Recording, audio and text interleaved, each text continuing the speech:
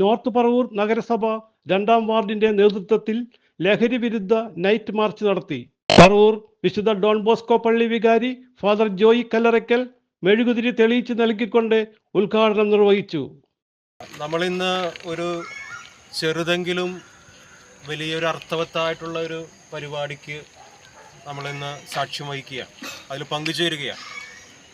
നമ്മുടെ മുന്നിൽ നിൽക്കുന്ന ഈ കുഞ്ഞുമക്കൾ, അവരുടെ കയ്യിൽ പോസ്റ്ററുകളുണ്ട്, ലഹരി വിരുദ്ധ പോസ്റ്ററുകൾ.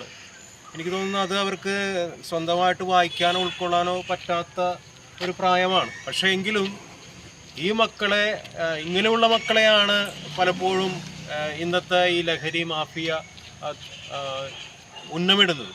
കാരണം അറിവോ പ്രായമോ പക്വതയോ തിരിച്ചറിവോ ഇല്ലാത്തവരെ ഇങ്ങനെയുള്ള ലഹരിയുടെ അടിമത്തത്തിലേക്ക് കൊണ്ടുപോവുക എന്നുള്ളത്, അത് മിഠായി ആയിട്ടും മറ്റ് തരത്തിലുള്ള വസ്തുക്കളായിട്ടൊക്കെ അവർക്ക് കിട്ടി അതിനടിമപ്പെടുന്ന ഒരു കാലഘട്ടത്തിലാണ്. ഞാനിന്ന് കുറച്ച് മുമ്പ് മനോരമ ചാനലിൽ ന്യൂസ് കണ്ടപ്പോൾ ഈ സ്കൂളിൽ തന്നെ കുട്ടികളെ ഈ ലഹരി കൊടുത്തതിന് ശേഷം മോഷണങ്ങളിലേക്ക് തിരിക്കുകയും മൊബൈൽ ഫോണും മറ്റ് സാധനങ്ങളൊക്കെ കൈവശപ്പെടുത്തിക്കൊണ്ട് ഈ മാഫിയ അവർക്ക് ചെറിയ ലഹരിയും അല്ലെങ്കിൽ സാധനങ്ങളും കൊടുത്ത് അവരെ വലിയ ഒരു വിപത്തിലേക്ക് ഈ ലോകം ചിലപ്പോൾ ഇനി സാക്ഷ്യം വഹിക്കാൻ പോകുന്ന വലിയ അക്രമത്തിലേക്ക്, ചൂഷണത്തിലേക്ക് കൊണ്ടുപോകുന്ന ഒരു കാലഘട്ടമാണ്. ലഹരിക്കെതിരെയുള്ള പ്രതിജ്ഞയും അദ്ദേഹം ചൊല്ലിക്കൊടുത്തു. ഈ സമൂഹത്തിൽ ഞങ്ങളും നിങ്ങളും ഞാനും മറ്റുള്ളവരും എന്ന് വേർതിരിവില്ല. നമ്മളെല്ലാം ഒന്നാണ്. നമ്മളിലെല്ലാം ഉള്ളത് ഒരേ ജീവനാണ്. നമുക്കുള്ളത് ഒരേ പ്രതീക്ഷകളാണ്.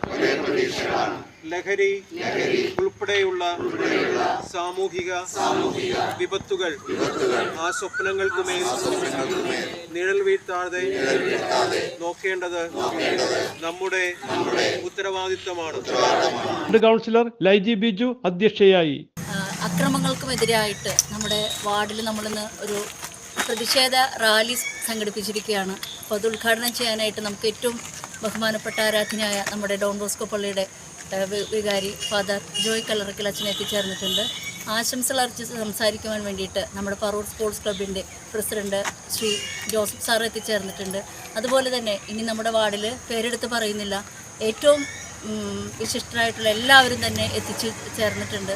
Paravur sports club president TF Joseph ഈ രീതിയിലുള്ള ഒരു ലഹരി വിരുദ്ധ മാർച്ച് സംഘടിപ്പിച്ചതിന് ഈ വാർഡിൻ്റെ കൗൺസിലറായിട്ടുള്ള ശ്രീമതി ലൈജിയെ ഞാൻ പ്രത്യേകം അഭിനന്ദിക്കുകയാണ്.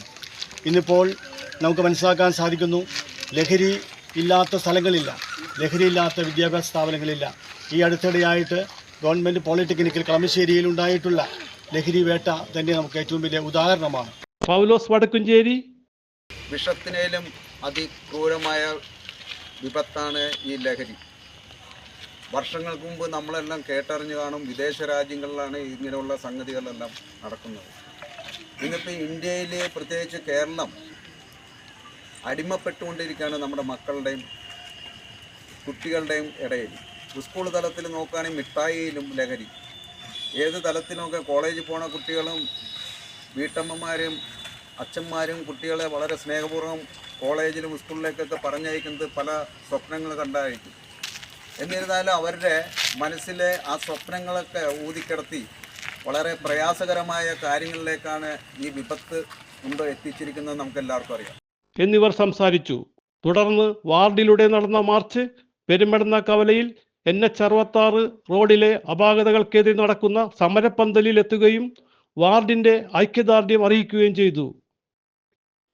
നീജ വിജയ്, പൗലോസ് കോന്നുള്ളി, ഇസബെല്ല ടിക്സൺ എന്നിവർ പ്രസംഗിച്ചു. ജനകീയ സമിതി നടത്തുന്ന സമരം 53 ദിവസം പിന്നിട്ടു. CJ Joy, city voice reporter, north Paravur.